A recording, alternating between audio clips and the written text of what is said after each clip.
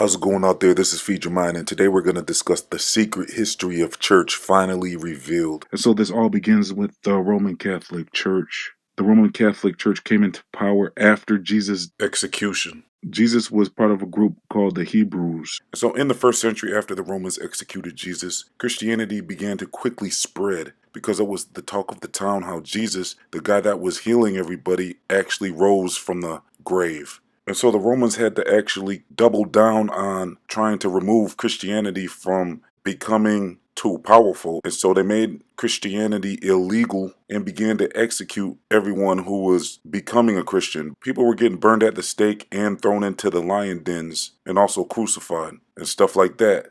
And so the disciples at this time were beginning their ministry, which doesn't necessarily mean they started churches. It's just that they were helping spread the good news, which is why they call it the gospel. And so as the disciples began spreading the message of what they witnessed with Jesus, and more people started becoming Christian, eventually the Roman Empire and the surrounding communities decided to execute the disciples. And so according to my research, they executed all of the disciples except for one who was able to get away, and that disciple was John. And John is credited with writing the final book of the New Testament, which is the book of Revelations. And so with all of the increased efforts by the Romans to stop the spread of this new religion that was Christianity, all of the increased enforcement instead began to convert more and more people to Christianity. And so they were getting the opposite effect. There was no stopping the good news and the spread of Christianity, which was not a good thing for the Romans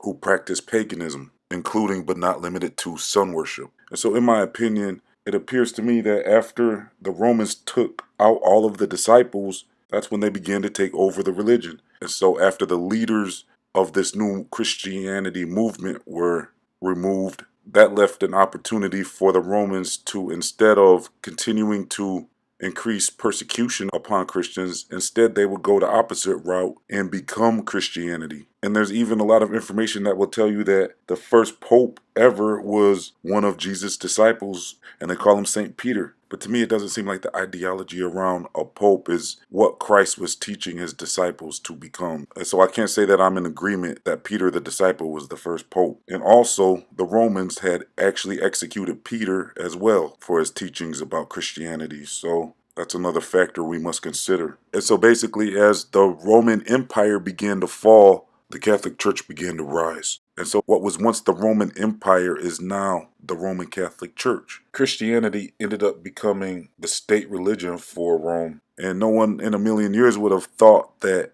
that would have been possible for the Romans to actually embrace Christianity just after a few hundred years of persecuting Christianity. And so with the previously aggressive persecution and then the turnaround, it appears to me that the motive for the Romans to embrace Christianity might not be just because Constantine saw a cross in the sky. The motive might have actually been because they couldn't control the message. It was all word of mouth. And so the only way for Rome to control Christianity at that time was to take it over. And so they became Christianity, and they put on the hats, and they brought in the other religions, and they merged the pagan ideas and practices into Christianity. So the proof that the practices of Roman Catholicism didn't settle good with a lot of people is eventually the Protestants formed, because they knew a lot of the teachings were not the teachings of the Bible and the teachings of what Jesus was teaching. There was a lot of pagan practices that were being introduced into the Christian religion, and so the Protestants eventually were able to break away. But really, if you look at the modern day Protestants, there's still some things that they continue to do that was introduced into Christianity through the Roman Catholic religion. For example, holidays like Easter, Christmas, Halloween, Valentine's Day, these all have their roots to pre-Christian Rome, where the Romans were practicing paganism. And once they took over Christianity, they introduced many of their old practices into the Hebrew religion. So really, there's even some research about the word church itself that suggests that maybe we shouldn't even be using that word.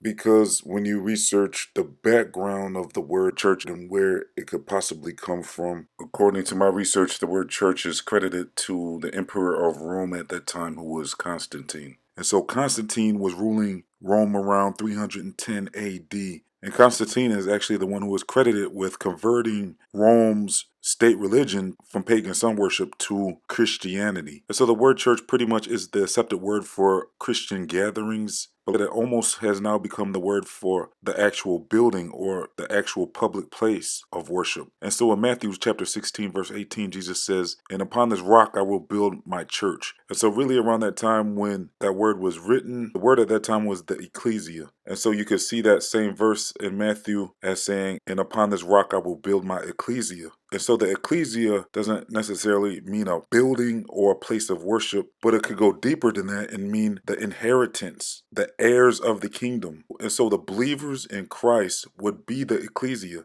And so the word church is more a place or a building of worship where the ecclesia would be the people or the congregation instead of the actual building or the church. For example, Jesus' direct followers were called the disciples, and then the followers that the disciples brought into the establishment would become the ecclesia. And so when Constantine changed the word to church, the word church began to mean more of the building instead of the people. But really, if you're saying church as a congregation, then to become baptized and to become a believer means you are now part of the church or the congregation of Christ. And so that means there is only one church or one ecclesia, and it doesn't necessarily mean that you belong to a particular denomination of Christianity.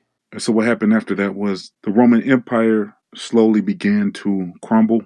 And if you recall that in most of the Bible, the Creator has been said to put many kingdoms to an end. And then when you dig even deeper, it goes into much more detail about how many kingdoms will rise and fall before God puts a closure to all of the kingdoms that are ran by mankind and steps in and sets up the kingdom of God here on earth. And so as the Roman Catholic nation began to fall, the Roman Catholic Church began to rise. And throughout the Middle Ages, as the Roman Church began to gain power, there came to be a guy named Copernicus around 1500 who took up the teachings of Pythagoras. And he began to make an impact on the Roman leadership and was able to bring a new direction to the Roman church through science. And so Copernicus' theories were based off of the heliocentrism sun worship of Pythagoras. And isn't it a coincidence that the Romans actually practiced sun worship before they turned into a Catholic Christianity-based religion? And so at the time, the Roman Catholic establishment would punish anybody who would question the Bible. The Roman Catholics made it an illegal offense, punishable by execution, if you were to question if the earth was the center of all things. For Galileo and Copernicus to say that the earth was revolving around the sun was an illegal offense, and that's why they were scared to speak out, because the mainstream belief in not only Rome but most civilizations across the earth at that time all were saying that the earth was the center of the universe. So it appears Copernicus was part of the inner circle of the Roman Catholic Church, because according to my research, Copernicus didn't get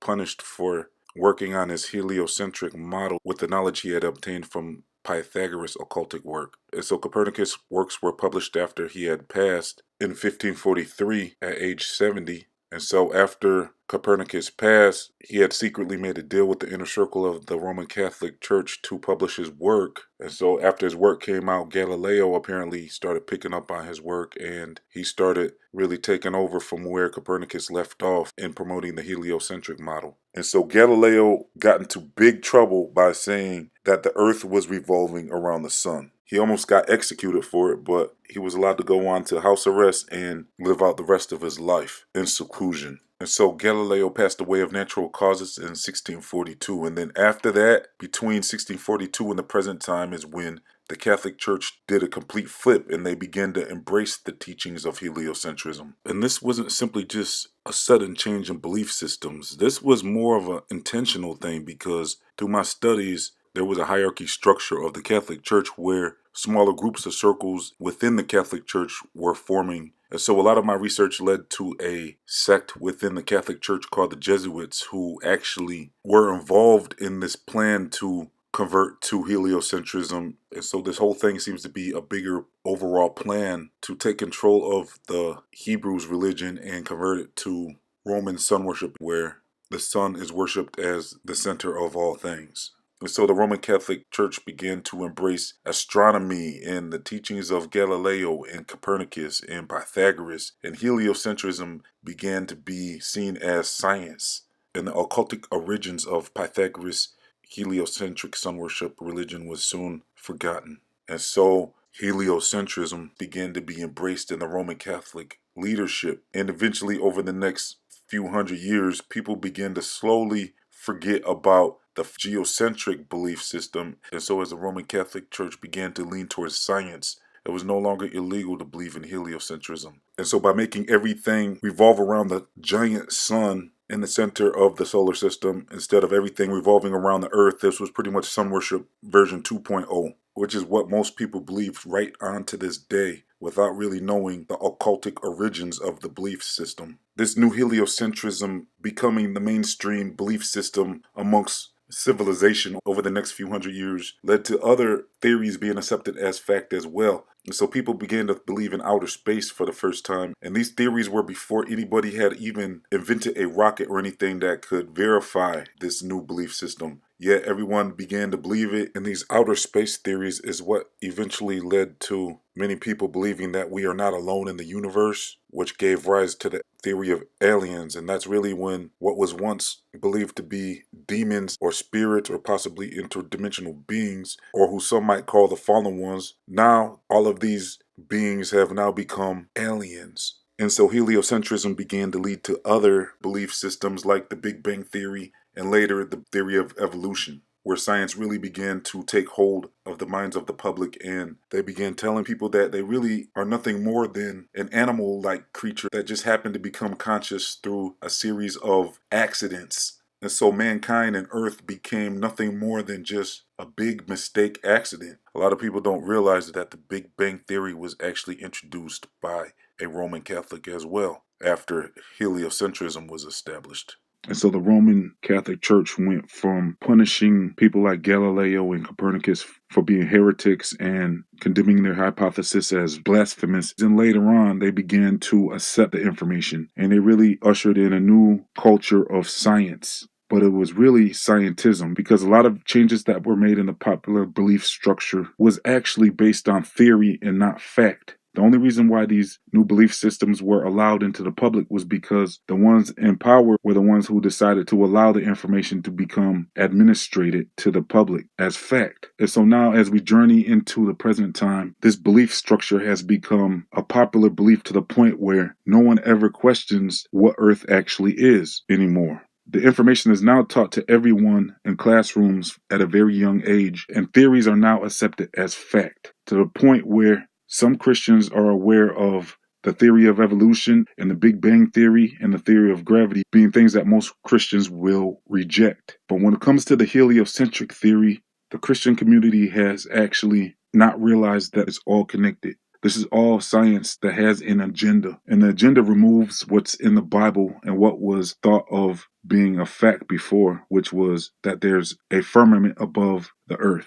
And so the firmament is in everyone's Bible. It's in Genesis, and we're going to talk about that more in another video. So make sure to subscribe and click your notification bell, and we're going to get into a deeper discussion about the firmament and why it was hidden and what it actually is. Also, check out my heliocentric deception playlist for much more information. I'll leave the link in the comment section and the description box. Simply enter your email address at feedyourmind1.com. That way I can send you some cool news briefs throughout the week. It's completely free. Help finance my next video by joining me on Patreon. You can sign up for as little as $1 and you get early releases and much more. Link is in the description box. Please like, comment, share, and subscribe, and click your notification bell. Include the title of your favorite video and you're automatically entered into a chance to win a free gift from my Feed Your Mind pop-up shop. This has been another episode of Feed Your Mind. Thank you for tuning in. Signing off.